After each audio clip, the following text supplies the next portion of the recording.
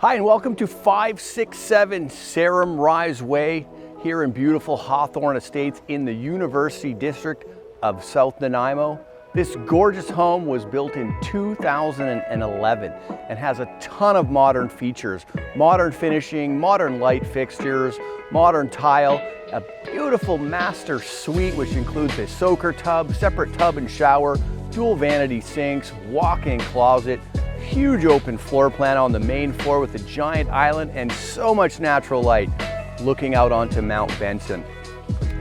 Not only do we have a level driveway with an attached two-car garage, but there's also a legal two-bedroom suite that's included with this home. The main floor plan has 3 bedrooms, 2 bathrooms on the main, with a 4th bedroom and or rec room on the lower floor for the main tenant. If a modern, move-in ready home in an ultra convenient neighborhood with income from the legal suite is on your list of homes, then come check out 567 Sarum Rise Way. If you've got questions or would like a detailed list of features, reach out to our team at coopergroup.ca. I'm John Cooper with the John Cooper Real Estate Group, eXp Realty, and we are ready when you are.